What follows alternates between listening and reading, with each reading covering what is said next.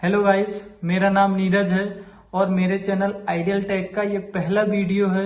इस चैनल के माध्यम से मैं डिजिटल मार्केटिंग का इंफॉर्मेशनल कंटेंट शेयर करूंगा कि SEO, Google ads, social media ये क्या हैं और इनके बेनिफिट्स क्या होते हैं। तो आज का जो हमारा टॉपिक है वो है गूगल एड्स क्या है। तो गूगल एड एक गूगल का ही प्लेटफॉर्म है जहां पे हम पेड एडवर्टाइजमेंट करते हैं। तो इसमें गूगल को हमको कुछ अमाउंट देना पड़ता है जिससे कि वो हमारी एड को यानी कि हमारी वेबसाइट को टॉप पे दिखाता है। तो इसके लिए हमको गूगल को जो हम अमाउंट देते हैं इसलिए हम उसको पीपीसी भी बोलते हैं, यानी कि हमको हर एक क्लिक का पैसा पे करना पड़ता है, मीन्स पे पर क्लिक। तो इसमें डिफरेंट डिफरेंट टाइप के एड्स होते हैं, search ad, display ad, shopping ad, YouTube ads. तो जो बिजनेस ओनर्स होते हैं ये अपने बिजनेस की नीड के अकॉर्डिंग इन ऑब्जेक्ट को चूज करके अपने लिए एड रन करते हैं। तो ये ऑब्जेक्ट्स होते क्या हैं, ये कैसे वर्क करते हैं, इसको मैं नेक्स्ट वीडियो में डिस्क्राइब करूंगा। नमस्कार दोस्तों, मेरा नाम नीरज है और आज मैं एक्सप्लेन करूंगा आपको कि डिजिटल मार्केटिंग क्या होती है, इससे क्या बेनिफिट्स होते हैं और जो न्यू बिजनेसमैन होते हैं जो अपना बिजनेस डिजिटली लॉन्च करना चाह रहे हैं या कर चुके हैं बट उनको रिजल्ट नहीं आ रहा है वेबसाइट क्रिएट करने के बाद या थोड़ा बहुत प्रमोशन करने के बाद, तो ये वीडियो उन लोगों के लिए है। तो आप लोग अच्छे से समझिए इस वीडियो को कि आप अपने प्रोडक्ट को या सर्विस को कैसे डिजिटली प्रमोट कर सकते हैं। तो दोस्तों, डिजिटल मार्केटिंग एक ऐसा प्लेटफॉर्म है अभी के समय पे जो किसी भी बिजनेस को ग्लोबली किसी भी सर्विस को प्रमोट करवा सकता है। क्योंकि आज के समय में अगर हम देखें तो 60% से भी ज़्यादा लोग, ये तो छोटे जो शहर हैं उनकी मैं बता रहा हूँ कि 60% से भी ज़्यादा लोग ऑनलाइन अवेलेबल हैं एंड वो अपना जो ऑनलाइन नीड के हिसाब से जो सर्च करते हैं या कुछ भी बाय करते हैं। तो ऐसी ऑडियंस जो है वो 60% है इंटरनेट पे। और अगर हम किसी बड़े शहर की बात करें तो वहाँ पे तो 70-80% से ज़्यादा लोग ऐसे हैं जो कि डिजिटली अपनी नीड के लिए सर्च करते हैं, कोई सर्विस हो या प्रोडक्ट हो। तो ऐसे में जो बिजनेसमैन होते हैं उन लोगों के लिए बहुत ही ज़रूरी है कि ऐसी ऑडियंस तक पहुंच पाना जो कि इंटरनेट में अवेलेबल है। तो उसके लिए क्या होता है कि हमको डिजिटल मार्केटिंग का यूज़ करना पड़ता है। तो इसको यूज़ करने के लिए काफ़ी प्लेटफॉर्म्स होते हैं जहाँ जहाँ पे हमको मार्केटिंग करना पड़ता है। जैसे कि सबसे पहला जो है वो गूगल हो गया, दूसरा आपका बोल सकते हो आप सोशल मीडिया में फेसबुक, इंस्टाग्राम, लिंक्डइन, ट्विटर, ये प्लेटफॉर्म्स हैं।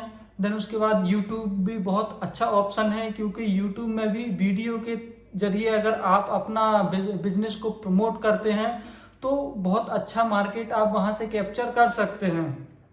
तो दोस्तों, इनको डिजिटल मार्केटिंग में कैटेगराइज कर दिया गया है जिससे कि जो ऑडियंस है, सपोज होता क्या है, समटाइम हर एक बिजनेस की ऑडियंस अलग अलग होती है ना। तो आपको ये जानना है यहाँ से कि आपका जो बिजनेस है वो लोकल है, ग्लोबल है या डोमेस्टिक है। तो इससे होगा क्या, आप अपने बिजनेस के अकॉर्डिंग मार्केट देख सकते हो कि जो आपकी जो टारगेटेड ऑडियंस है वो ज़्यादा सोशल मीडिया में है या ज़्यादा गूगल में है या ज़्यादा यूट्यूब पे है। तो आपको क्या करना है, अपना बिजनेस उसके अकॉर्डिंग मार्केटिंग करना है उसकी। तो ये डिटेल हो गई कि आप मतलब डिजिटल मार्केटिंग होती क्या है और आप इसको कैसे कर सकते हैं। अभी दोस्तों समझना है कि इसमें जो मेन जो इसके पॉइंट्स होते हैं जिनके जरिए हम डिजिटल मार्केटिंग करते हैं वो ये है कि SEO, then social media marketing, Google ads और यूट्यूब एड्स। तो इसमें हमको समझना ये होगा कि इनकी जो मार्केटिंग होती है वो होती कैसे है। अब जैसे सपोज एसईओ है तो एसईओ का जो रोल होता है वो ये है कि जो हमारी बिजनेस से रिलेटेड या जो हमारी सर्विस से रिलेटेड जो कीवर्ड्स होते हैं तो उनको गूगल में रैंक कराने का काम करता है एसईओ। इसका बहुत बड़ा रोल होता है एसईओ का, जिससे कि आपको आपकी ऑर्गेनिकली रैंक बढ़ती है आपकी वेबसाइट की गूगल पे। तो ये बहुत ही अच्छा सोर्स है ट्रैफिक इंक्रीज करने का। बट अगेन यहाँ पे थोड़ा सा टाइम लगता है अपनी वेबसाइट का रैंक कराने में। तो इसको जो जब रैंक कराते हैं हम तो 3 से 4 मंथ लगते हैं अपना जो वेबसाइट होता है उनके कीवर्ड्स को रैंक कराने में गूगल पे। अब आते हैं दोस्तों गूगल एड्स पे। गूगल एड्स एक ऐसा प्लेटफॉर्म है जिससे जो गूगल का ही एक आप बोल सकते हैं फीचर है या वेबसाइट है जहां से हम पेड एडवर्टाइजमेंट चलाते हैं। तो होता क्या है, अभी जैसे मैंने बताया आपको कि एसईओ में 3 से 4 महीने लगते हैं आपकी वेबसाइट को रैंक कराने में। बट वहीं पे अगर हम गूगल एड्स कराते हैं तो गूगल एड्स में होता क्या है, विद इन 1 वीक आपको रिजल्ट आना स्टार्ट हो जाएगा। Result in the sense traffic, impression, clicks, ये सारी चीजें। अभी ऑर्डर्स या परचेज की बात मैं इसीलिए नहीं कर सकता क्योंकि डिपेंड करता है कि आप किस टाइप से ऐड चला रहे हैं और आपका बिजनेस क्या है। समटाइम थोड़ा समय भी लग जाता है अच्छा रिजल्ट मीन्स आरओआई आने में, तो ये डिपेंड करता है बिजनेस के ऊपर।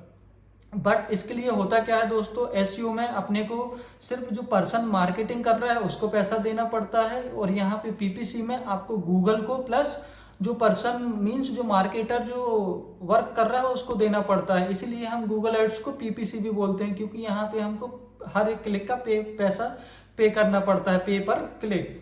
अब हम आते हैं दोस्तों सोशल मीडिया पे। तो सोशल मीडिया में सबसे ज़्यादा जो प्लेटफॉर्म जो यूज़ होते हैं वो होते हैं आपका फेसबुक, इंस्टाग्राम एंड लिंक्डइन। और अगर हम तीन में भी कंपेयर करें तो सबसे ज़्यादा जो मार्केटिंग होती है वो फेसबुक, इंस्टाग्राम पे होती है। तो यहाँ पे भी हम पेड एंड ऑर्गेनिक कर सकते हैं। बट इस टॉपिक पे मैंने ऑलरेडी एक वीडियो बना चुका है, पूरा स्टार्टिंग से लेके एंड तक ये वर्क कैसे करता है। तो मैं इसका जो लिंक है अपने डिस्क्रिप्शन में मैंने दे दिया है, तो आप जाके देख सकते हैं वहां से। उसके बाद आता है और दोस्तों हमारा चौथा ऑप्शन, वो ये है यूट्यूब मार्केटिंग। यूट्यूब मार्केटिंग भी एक बहुत ही बड़ा सेगमेंट है अभी के हिसाब से, क्योंकि ज़्यादातर जो लोग अपनी नीड के हिसाब से कुछ भी वीडियो देख रहे हैं या कुछ भी एंटरटेनमेंट से रिलेटेड देख रहे हैं। तो आपने देखा होगा कि समटाइम जब वीडियो देखते हैं तो कुछ वीडियोस अपेयर होती है सडनली, जिसको जो मतलब एडवर्टाइजमेंट टाइप की होती है, स्किपेबल जो वीडियोस चलते हैं वो। प्लस ऑर्गेनिकली भी कर सकते हैं आप, अपना जो चैनल है उसको ग्रो करने के लिए, और प्रोडक्ट है उसको भी ग्रो करने के लिए आप पेड ऐड चला सकते हैं। ये जो पेड ऐड चलती है ये गूगल से ही चलती है, तो आप यहाँ पे ऐड क्रिएट करके आप चला सकते हैं। आगे आने वाले समय में मैं स्टेप बाय स्टेप सारे इसका वीडियो बनाने वाला हूँ, तो आप लोग मेरे चैनल को सब्सक्राइब करके रखें, ताकि इसका जो आपको डिटेल जो ओवरव्यू है कि जो मैंने बताया एसईओ क्या होता है, पीपीसी क्या होता है, देन सोशल मीडिया मार्केटिंग क्या होती है, और उसके बाद यूट्यूब में ऐड कैसे बनाते हैं या उसको प्रमोट कैसे करते हैं किसी भी बिजनेस के लिए, तो आपको वो इन्फॉर्मेशन मिल सकती है और वही चीज़ें आप अपने मार्केटिंग में आप ऐड कर सकते हैं। और दोस्तों मैं खुद एक डिजिटल मार्केटिंग स्पेशलिस्ट हूँ। अगर आपको ऐसा कुछ लगता है कि आप मेरी हेल्प ले सकते हैं कहीं पे, तो आप मेरे को कॉल भी कर सकते हैं। मैं नंबर अपना डिस्क्रिप्शन में दे देता हूँ, आपको मैं हेल्प कर सकता हूँ। कुछ एडवाइस चाहिए है या टिप्स चाहिए है तो मैं बिल्कुल आपको हेल्प कर दूंगा। कॉल पे या कमेंट कर सकते हैं आप, तो मैं उसका भी आंसर आपको दे सकता हूँ। नमस्कार दोस्तों, मेरा नाम नीरज है और आज अपने चैनल के माध्यम से मैं आपको समझाऊंगा कि एसईओ होता क्या है, इसमें वर्किंग कैसे होती है और आप अपनी वेबसाइट को इसमें कम टाइम में कैसे टॉप पे लेके आ सकते हैं। तो अपनी वेबसाइट को रैंक कराने के लिए कम समय में कुछ स्टेप्स होते हैं जिनको फॉलो करना पड़ता है गूगल के एल्गोरिदम के हिसाब से। तो सबसे पहला जो स्टेप है वो ये है कि कॉम्पिटिटर रिसर्च क्या होती है। तो दोस्तों अगर आप किसी भी फील्ड में हैं और आपको देखना है गूगल में जाके आपके जो कीवर्ड्स हैं, जो आपके बिजनेस से रिलेटेड कीवर्ड्स हैं, आपको देखना है कि उन कीवर्ड्स में कौन टॉप पे रैंक कर रहा है। तो आपको 2 से 3 कॉम्पिटिटर्स निकालने हैं और आपको देखना है कि उन्होंने किस टाइप का टाइटल, डिस्क्रिप्शन, कीवर्ड्स, ये सारी चीजें लगा के रखा हुआ है। ठीक है, उनकी वेबसाइट में कंटेंट कितना अच्छा लगा हुआ है और उनकी वेबसाइट कहाँ पे रैंक कर रही है गूगल में, ये सारी चीजों का आपको क्या करना है, कॉम्पिटिटर रिसर्च करना है। दोस्तों अगर मैं आपसे बोल रहा हूँ ये चीजें निकालना है तो इसका मतलब ये नहीं है कि आपको उनका जो डेटा है वो कॉपी करना है। आपको देखना वैसे ऑब्जर्व करना है और उनसे अच्छा आपको कंटेंट बनाना है, उनसे अच्छा कीवर्ड रिसर्च करके अपनी वेबसाइट में लगाना है। ठीक है, ये तो सबसे पहला हो गया कॉम्पिटिटर रिसर्च। दूसरा जो पार्ट है आपको क्या करना है, ऑडिटिंग करना है। किसकी? आपकी खुद की वेबसाइट की।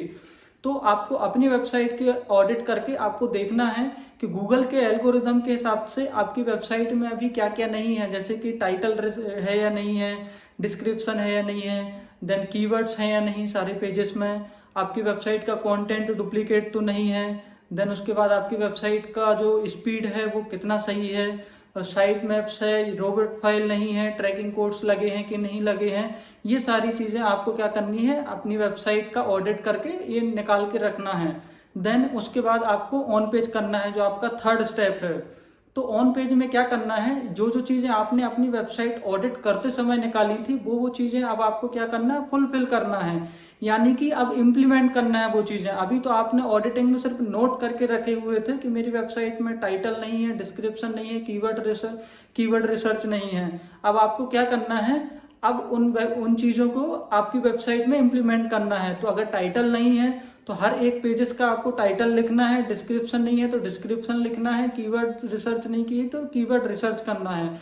तो दोस्तों सबसे पहले आपको कीवर्ड रिसर्च करना है, उसी के बेसिस पे टाइटल लिखना है, देन उसके बाद आपको डिस्क्रिप्शन लिखना है उसी के बेसिस पे, क्योंकि आप जो टाइटल डिस्क्रिप्शन लिख रहे हो उसमें आपका कीवर्ड होना जरूरी है, तभी जाके आपकी वेबसाइट में ज्यादा रिलेवेंसी होगी और कीवर्ड्स में। और तो ये चीजें आपको ऑन पेज में करना है।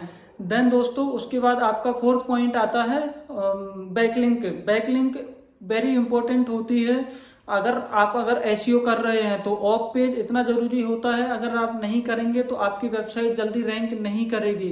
तो आपको डेली बेसिस पे सबमिशंस करने हैं। सबमिशंस बहुत टाइप के होते हैं, image submission, social bookmarking, then blog submissions होता है, आर्टिकल सबमिशन होता है। तो टाइप्स ऑफ सबमिशन होते हैं। जब आप अपनी वेबसाइट का लिंक किसी दूसरे वेबसाइट में देते हो तो वहां से हमको क्या मिलती है, बैकलिंक्स, इसीलिए हम उसको बैकलिंक्स भी बोलते हैं। और दोस्तों इसमें आपको ट्रैकिंग कोड्स भी लगाने पड़ते हैं एसईओ में, जिससे कि आप जज कर सको कि सपोज अगर आपने आज से अगर अपना एसईओ स्टार्ट किया है, अब आप जज करना चाहते हो कि आपकी वेबसाइट में ट्रैफिक कितना इंक्रीज हुआ, कितना नहीं हुआ है, तो आपको क्या स्टार्टिंग में ही कोड्स लगाने पड़ते हैं, जैसे कि गूगल एनालिटिक्स है और सर्च कंसोल है। तो आप इन कोड्स को लगाना बिल्कुल भी ना भूलें। जिस दिन स्टार्ट करें सबसे पहले आप कोड लगाएं, ताकि आप ट्रैकिंग कर सकें कि आफ्टर 2 और 3 मंथ बाद जब भी आप देखें तो आप जज कर सकें कि मेरी वेबसाइट में लास्ट मंथ कितने यूजर्स आए थे, इस मंथ में कितने यूजर्स आए हैं, ताकि आप ये ऑब्जर्व कर सकें कि जो आप एक्टिविटीज परफॉर्म कर रहे हैं वो वर्क कर रही है कि नहीं कर रही है। दोस्तों अगर ये चीजें आप केयरफुली अगर करते हैं तो आपकी वेबसाइट जो है गूगल में जल्दी से रैंक कर सकती है। नमस्कार दोस्तों, मेरा नाम नीरज है और मैं एक डिजिटल मार्केटिंग स्पेशलिस्ट हूँ। मेरे को डिजिटल मार्केटिंग का 6 इयर्स का एक्सपीरियंस है और मैंने अपने 6 इयर्स के एक्सपीरियंस में काफ़ी बिजनेसेस के साथ वर्क किया है और उनमें अच्छा रिटर्न और आरओआई निकाल के दिया है। वही स्ट्रेटजी आज मैं आपके साथ शेयर करूंगा अपने चैनल आइडियल टेक के माध्यम से। और आज का जो हमारा टॉपिक है वो है कि गूगल सर्च एड्स क्या होती है। तो गूगल सर्च एड्स, जब हम गूगल में कोई कीवर्ड टाइप करके सर्च करते हैं और जो टेक्स्ट के फॉर्मेट में हमको जो ऐड दिखती है उसको हम गूगल सर्च एड्स बोलते हैं। दोस्तों हम इसको समझेंगे कि इसका यूज़ कैसे किया जाता है और इसको प्रोसेस कैसे करते हैं और सक्सेसफुली लॉन्च कैसे करते हैं। तो इसमें सबसे पहले जो इम्पोर्टेंट चीज़ हमको देखनी है वो ये है कि सबसे पहले कि जो आपका प्रोडक्ट है या सर्विस है उसके लिए सबसे अच्छा आपको कीवर्ड रिसर्च करनी है, ताकि आपका जो बिजनेस है, आपकी जो सर्विस है, आप जो कीवर्ड्स रिसर्च कर रहे हैं उससे रिलेवेंट ही लें। अगर आप कीवर्ड सही से रिसर्च नहीं करेंगे तो आपके जो क्लिक्स हैं वो सही नहीं आएंगे, मीन्स इररिलेवेंट क्लिक आएंगे। अगर इररिलेवेंट क्लिक आएंगे तो आपका जो पैसा है वो पर क्लिक का कटता है, तो आपका जो बजट है वो जल्दी जल्दी खत्म होगा। और अगर ये चीज़ होगी तो आप डीमोटिवेट होकर कैंपेन्स को बंद कर सकते हैं। तो ये गलती बिल्कुल भी ना करें। सबसे पहले आप अपने कीवर्ड्स की रिसर्च करें, आपके प्रोडक्ट से रिलेवेंट है या नहीं है, जांच करें कि जो कीवर्ड्स आप ले रहे हो उससे आपको परचेस या जिससे आपका गोल फुलफिल होगा वो कीवर्ड्स आपका गोल फुलफिल कराएंगे या नहीं कराएंगे। उसके बाद जो सेकंड जो स्टेप आता है हमारे पास वो आता है टारगेट लोकेशन का। अब अगर आप कोई सर्विस ऐसी है जो कि मुंबई में ही बस सेल करते हैं या सर्व करते हैं तो आपको मुंबई लोकेशन बस ही टारगेट करना है। अगर कोई मुंबई के आउटसाइड सपोज पुणे से या नागपुर से अगर कोई सर्च कर रहा है कोई कीवर्ड्स मीन्स जो आपकी सर्विस है उससे रिलेटेड, तो आपका ऐड नहीं दिखना चाहिए। तो आपको ये क्रॉस चेक करना है कि आपकी जो टारगेट लोकेशन है वहाँ पे ही बस ऐड दिखना चाहिए आपका, अदर लोकेशन पे नहीं दिखना चाहिए। अगर ऐसा होगा तो कोई दूसरी सिटी का ओनली क्लिक करेगा बट आपकी सर्विस बाय या सेल नहीं करेगा, और आप भी नहीं उसको, मतलब अगर कोई सर्विस आप मतलब मुंबई के बाहर देते ही नहीं है तो आप क्यों ऐसे यूज़र को सर्व करेंगे, तो उससे भी आपका पैसा वेस्ट होगा। फिर उसके बाद जो है आपको देखना है कि आप जो ऐड दिखाना चाहते हैं वो मेल को दिखाना चाहते हैं या फीमेल को, दोनों को दिखाना चाहते हैं तो आपको कुछ नहीं करना है। लेकिन अगर कोई आपकी सर्विस ऐसी है या जो आपका कोई प्रोडक्ट ऐसा है कि सिर्फ मेल के यूज़ में है, जैसे male jeans, male shoes, male T shirt, male shirt, तो आपको ये सारी चीज़ें माइंड में रखनी है, क्योंकि दोस्तों यही सारी चीज़ें होती हैं जो कि एक सक्सेसफुल कैंपेन लॉन्च करने में आपकी हेल्प करती है। अगर आप बायर पर्सोना अच्छे से चूज नहीं करेंगे तो आपको बहुत ही ज़्यादा लॉस होगा, इससे आपको रिजल्ट तो आने के चांसेस हैं ही नहीं, क्योंकि गूगल जो वर्क करता है वो उस अपने अकॉर्डिंग करता है। आप मीन्स आप जो उसको देंगे, जो आप उससे बोलेंगे वो आपको करके देगा। मीन्स जो आप उसको बोलेंगे कि ये कीवर्ड है हमारा, तो वो आपको वैसे ही यूज़र ला के देगा। आप बोलोगे कि हमारी मेल ऑडियंस या फीमेल ऑडियंस, तो आपको वो ला के देगा। लेकिन अगर आप प्रॉपरली सारा कुछ अच्छे से प्लान करके गूगल में डालेंगे तो आपको अच्छी ऑडियंस भी मिलेगी, और जो चीज़ आप चाहते हैं यूज़र से वो चीज़ आपको मिलेगी भी। और इसके बाद जो हमारा आता है स्टेप, वो आता है एज का, कि जो आप एज जो ले रहे हैं, जो आपकी ऑडियंस है उसके अकॉर्डिंग चूज कर रहे हैं कि नहीं कर रहे।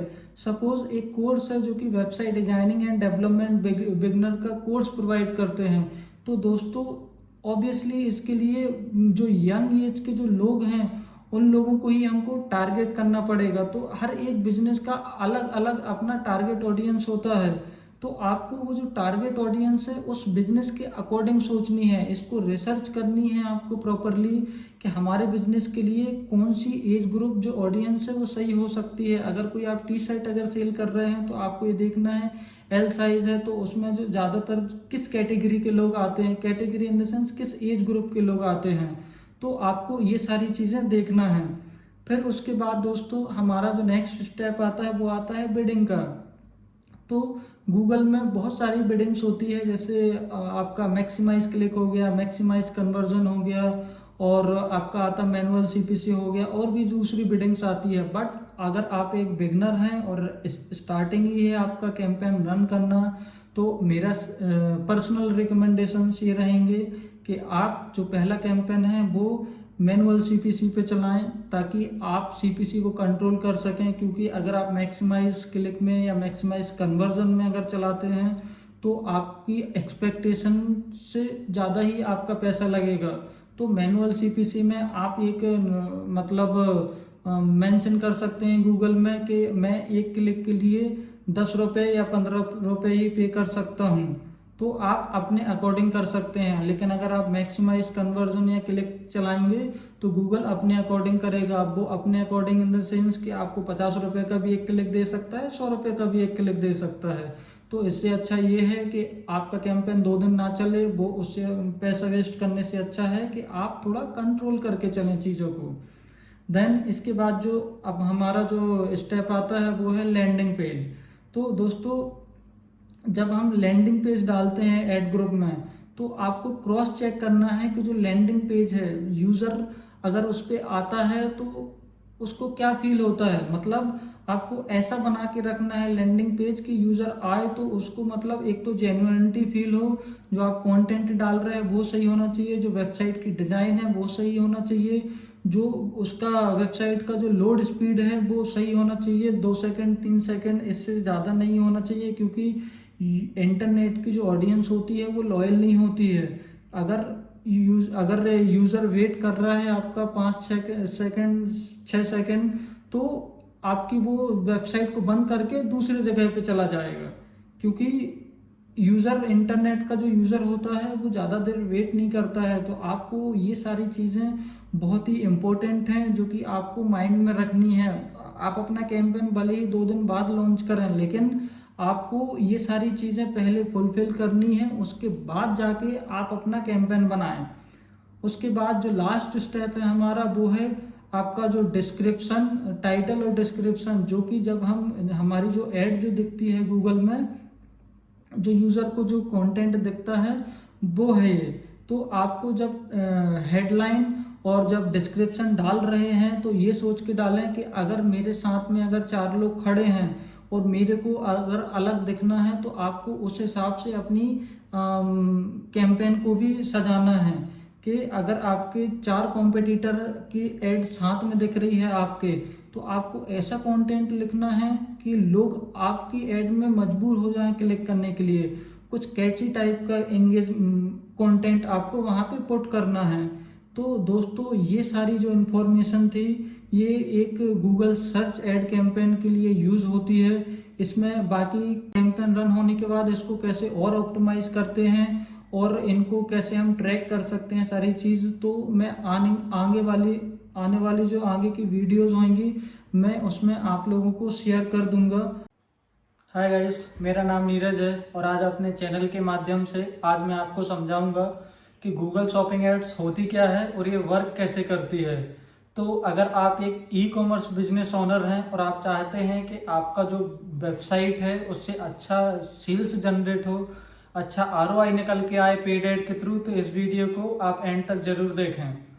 तो दोस्तों काफ़ी ई कॉमर्स जो बिजनेस ओनर्स होते हैं वो जब एडवर्टाइजमेंट करते हैं तो उनको आइडिया नहीं होता है उतना कि कौन से प्लेटफॉर्म को चूज करें वो, और उसमें भी किस नेटवर्क को चूज करें। तो दोस्तों जब वो स्टार्टिंग में अपना एड रन करते हैं तो होता क्या है कि किसी भी गलत नेटवर्क को चूज करके सर्च एड हो गया, डिस्प्ले एड हो गया, स्टार्टिंग में यही सारे एड्स जो होते हैं उनको रन करके लोग अपने पैसे को वेस्ट कर लेते हैं स्टार्टिंग में। तो सर्च एड रन करना, डिस्प्ले एड रन करना ये गलत नहीं है ई कॉमर्स क्लाइंट्स के लिए, ई कॉमर्स बिजनेस के लिए, बट आपके लिए जो बेस्ट ऑप्शन है वो है गूगल शॉपिंग एड्स। तो गूगल शॉपिंग एड्स के थ्रू आप बहुत ही अच्छा बिजनेस जनरेट कर सकते हैं आप अपने बिजनेस के लिए। तो आज इसी वीडियो में मैं आपको समझाऊंगा कि ये वर्क कैसे होता है और इससे क्या बेनिफिट हो सकते हैं। तो दोस्तों मैंने अपने कैरियर में बहुत सारे ई कॉमर्स क्लाइंट के लिए अच्छा आरओआई निकाल के दिया है।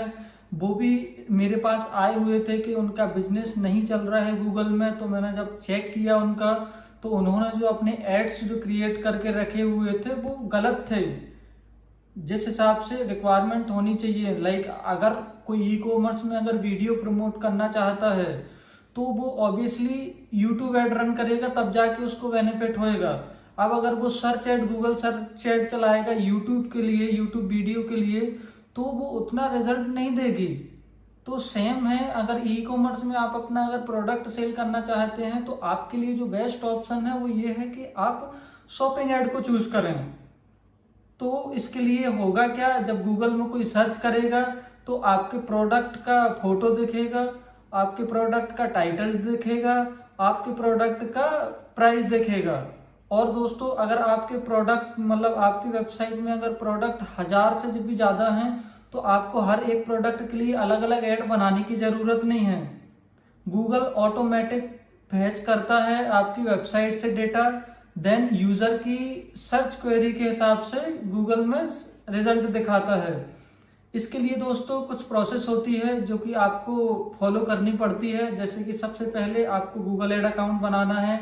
गूगल एड अकाउंट बनाने के बाद आपको मर्चेंट सेंटर बनाना है। गूगल का ही एक प्लेटफॉर्म है जहाँ पे आपको अपने प्रोडक्ट्स डालने हैं सारे।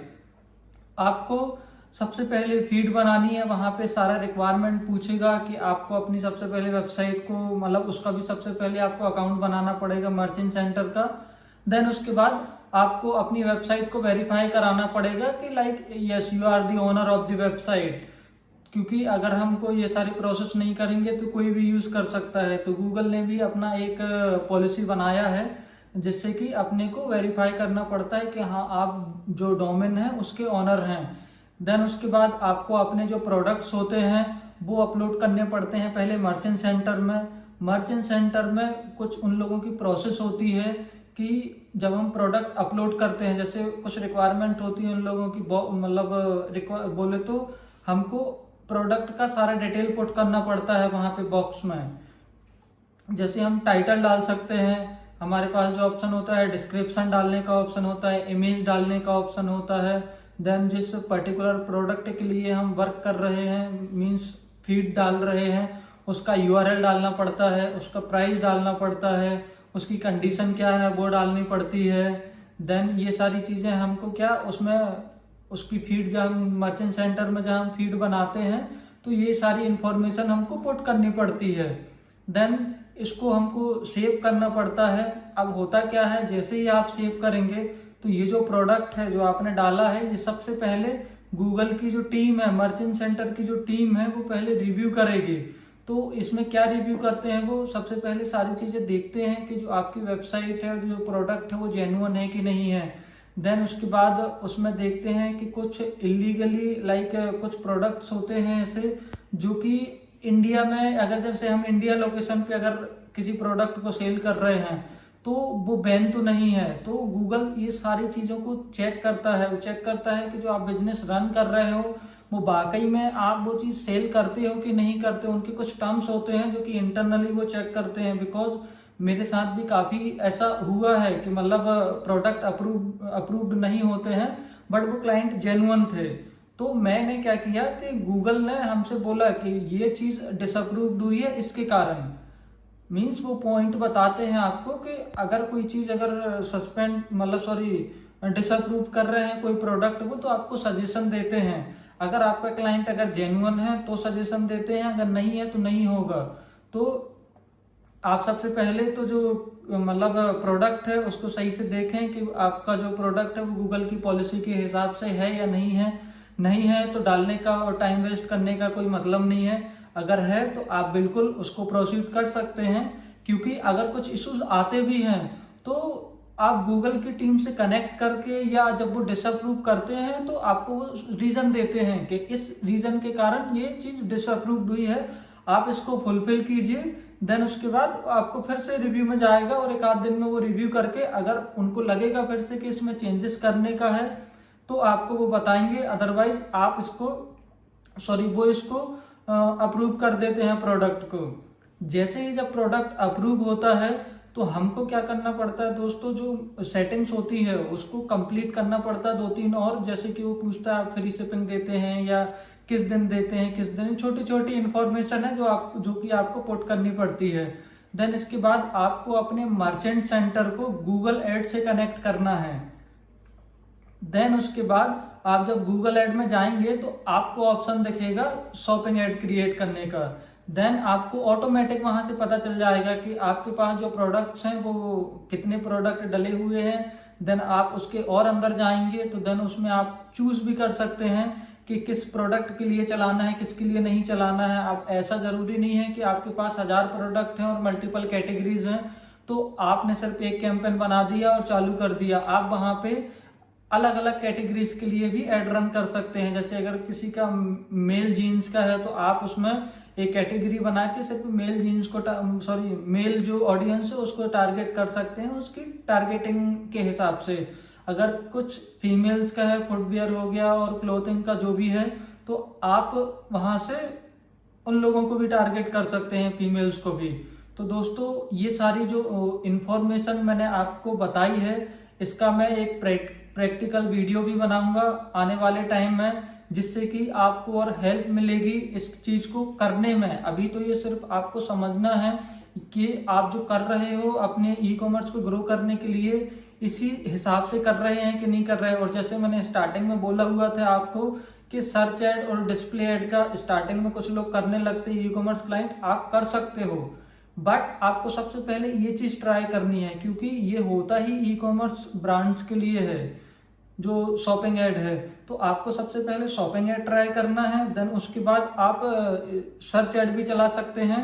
देन उसके बाद आप डिस्प्ले एड भी चला सकते हैं, लेकिन डिस्प्ले एड में आपको रीटारगेट करना है लोगों को। ये सारी चीजें स्ट्रेटेजिकली होनी चाहिए कि आपको प्लान मतलब बनाने आना चाहिए कि आपको कब कौन सा नेटवर्क चूज करना है।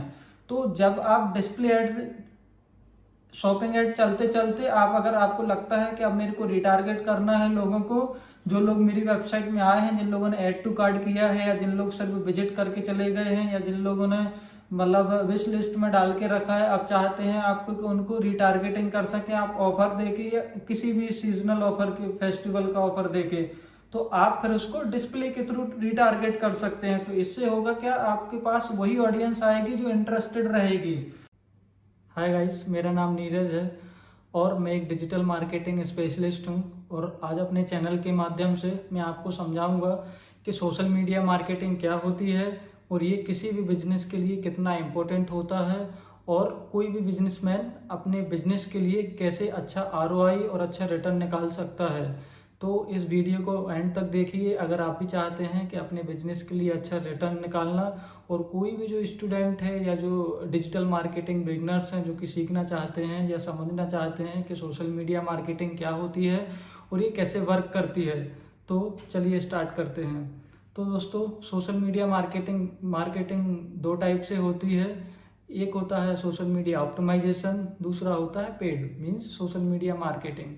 तो ऑप्टिमाइजेशन में क्या होता है कि हम अपने पेजेस को सेटअप करते हैं, जैसे फेसबुक, इंस्टाग्राम, ट्विटर, लिंक्डइन, जितने भी आप पेजेस में एडवर्टाइजमेंट करना चाहते हैं वो, और फिर उस पेजेस के लिए अपने को नेम देना पड़ता है। जब हम क्रिएट करते हैं तो नेम देना पड़ता है, कैटेगरी देनी पड़ती है, अपना बायो लिखना पड़ता है, जो भी मीन्स आपका बिजनेस है उसके लिए।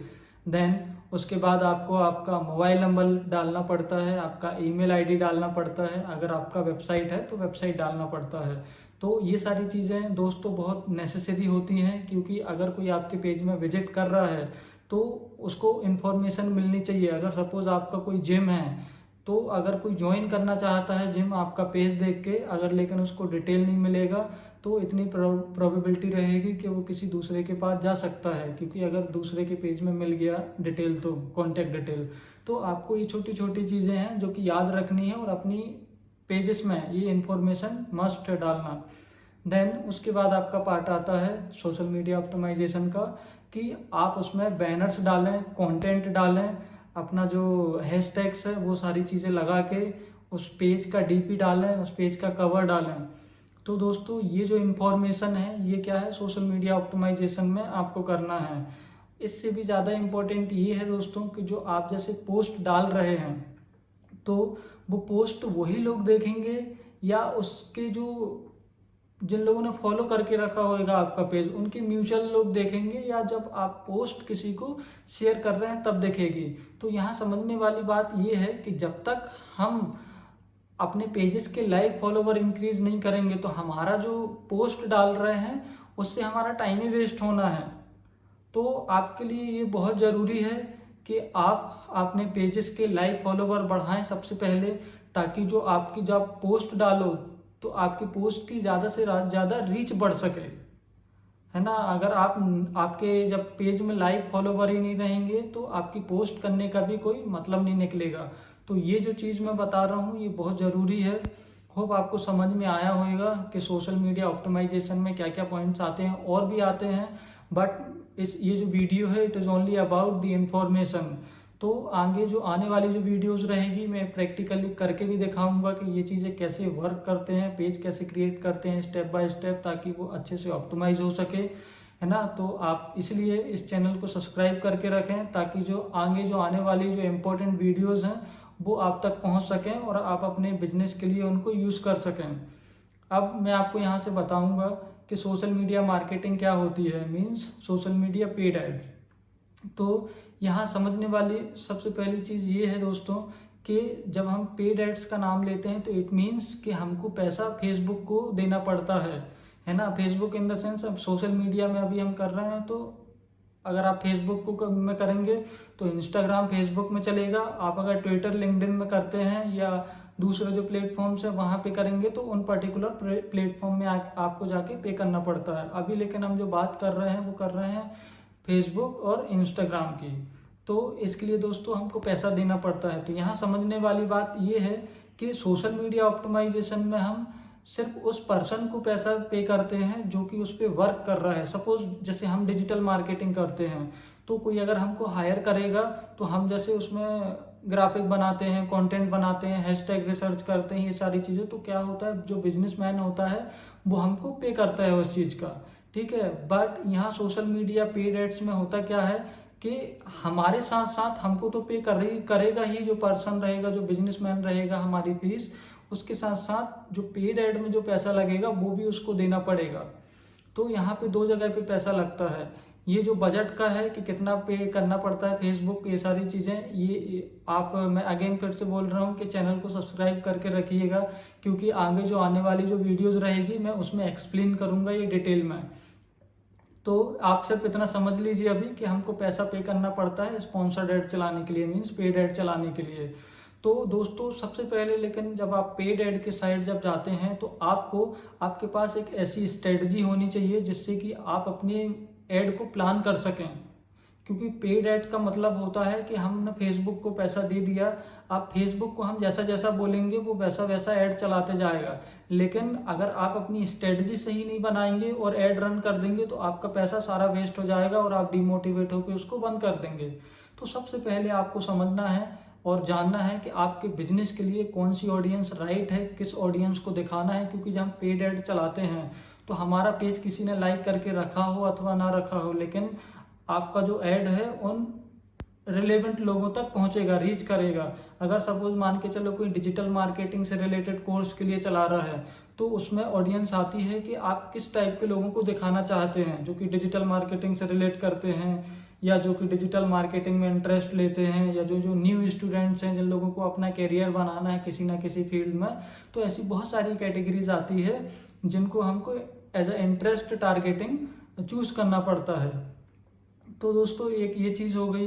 देन उसके बाद आपको टारगेट लोकेशन चूज करना है। तो target location is very important, क्योंकि यही डिफाइन करता है कि आप जो अपना ऐड रन करना चाहते हैं वो किस टारगेट मीन्स किस लोकेशन के लिए चलाना चाहते हैं। अगर आप कोई ऐसी सर्विस है जो कि सिर्फ मुंबई में देते हैं और आपका अगर ऐड पूरे महाराष्ट्र में चल रहा है या पूरे इंडिया में चल रहा है, तो आपके जो लोग आ रहे हैं मुंबई के वही बस काम के रहेंगे, बाकी का जो पैसा है वो वेस्ट जाएगा आपका। तो मेक श्योर कि आप सिर्फ जिस लोकेशन के लिए चला रहे हैं उस लोकेशन को ही चूज करके रखें बस। देन उसके बाद एज ग्रुप आप देख सकते हैं कि आपका जो प्रोडक्ट है वो सिर्फ मेल के लिए है या ओनली फीमेल के लिए, या दोनों यूज कर सकते हैं, दोनों को आप सर्व कर रहे हैं, ठीक है। तो ये सारी चीज़ें जो है आपको आपके लिए बहुत इंपॉर्टेंट है। दूसरी चीज़ ये है दोस्तों कि जो सोशल मीडिया ऑप्टिमाइजेशन होती है, तो आप कंफ्यूज मत होइएगा, क्योंकि अगर हम पेड ऐड रन करते हैं फिर भी हमको सोशल मीडिया चाहिए ही चाहिए, क्योंकि आपके पास पेज नहीं रहेंगे या पेज अच्छे से सेटअप नहीं रहेगा तो आपका जो पेड ऐड भी जब आप रन करेंगे तो आपका जो पेज रहेगा, पेड ऐड जब हम रन करेंगे तो आपका जो पेज रहेगा वो भी इनकम्प्लीटेड रहेगा। तो आपको जो सोशल मीडिया ऑप्टिमाइजेशन है वो भी अच्छे से करना है। देन उसके बाद जब आप पेड ऐड के लिए जाते हो तो वो भी आपको अच्छे से डिफाइन करके रखना है चीज़ों को। तो होप आपको जो इन्फॉर्मेशन है वो समझ में आ गई होगी, जो मैंने आपको बताया कि सोशल मीडिया ऑप्टिमाइजेशन में क्या रहता है और सोशल मीडिया पेड में क्या रहता है। दोस्तों एक चीज़ और इम्पोर्टेंट है यहाँ पे, वो है ऑब्जेक्ट्स। जब आप पेड ऐड के साइड जाते हैं, मीन्स जब आप एड्स मैनेजर के अंदर जाएंगे तो आपको ऑब्जेक्ट्स दिखेंगे। ऑब्जेक्ट को हम अगर अपनी लैंग्वेज में बोले तो उनको अपन बोल सकते हैं गोल्स। कि फेसबुक हमसे पूछता है कि अगर आपका जब कोई ऐड देखे फेसबुक या इंस्टाग्राम में और अगर वो इंटरेस्ट लेता है, मीन्स अगर हम शूज का ऐड चला रहे हैं मेल या फीमेल का, अगर इंटरेस्ट लेते हैं बाय करने के लिए या देखना चाहते हैं, तो उसमें होता क्या है कि आपको चूज करना पड़ता है कि आपको उस पर्सन का जो क्लिक कर रहा है ऐड पे, उसको मैसेज के थ्रू आप चाहते हैं कि आपके मैसेज में वो पहले मैसेज करे देन पूछे डिटेल, या आप चाहते हैं कि डायरेक्ट उस प्रोडक्ट पे चला जाए, मीन्स आपको वेबसाइट ट्रैफिक का चलाना पड़ेगा वहां पे। मैसेज का जो मैंने बताया आपको फिर मैसेंजर चूज करना पड़ेगा वहां पे। आप चाहते हैं कि आपके पास लीड आनी चाहिए, जो कि फेसबुक के थ्रू ही हमारे पास एक ऑप्शन होता है जिसको हम बोलते हैं लीड जनरेशन, ठीक है। तो वहां से अगर आप चाहते हैं किसी पर्सन का जो कि इंटरेस्ट लेता है आपकी सर्विस में या प्रोडक्ट में, तो आप उसका mobile number, email ID, address, ये सारी चीजें आप ले सकते हैं और फेसबुक से ही डाउनलोड कर सकते हैं। इसके लिए कोई वेबसाइट वगैरह की जरूरत नहीं पड़ती है। स्टिल अगर आप चाहते हैं कि आपकी वेबसाइट में जाए पहले कोई, देन उसके बाद जो आपकी वेबसाइट में फॉर्म रहता है जिसको हम लैंडिंग पेज भी बोलते हैं, तो वहां से जाके इंफॉर्मेशन फिलअप करें, तो वो चीज भी होती है इसमें, जो कि हमारे पास उसमें ऑब्जेक्ट होता है वेबसाइट ट्रैफिक एंड कन्वर्जन का। इसके बाद दोस्तों ई कॉमर्स के लिए एक अलग ऑब्जेक्ट होता है जिसको हम बोलते हैं कैटलॉग। ई कॉमर्स जो होता है उसमें कन्वर्जन ऐड भी चला सकते हैं हम और कैटलॉग ऐड भी चला सकते हैं। दोस्तों ये सिर्फ आप समझ सकते हैं जो चीज मैं बता रहा हूँ, इसमें डिफिकल्टीज जाएगी जो कि फर्स्ट टाइम रीड कर रहे हैं, तो मैं जल्द ही इसमें एक वीडियो लॉन्च करूंगा जिसमें कि आपको मैं प्रैक्टिकली समझाऊंगा कि मैं जो बता रहा था उस समय पे या समझा रहा था, तो उसका प्रैक्टिकल ऐसे करते हैं हम।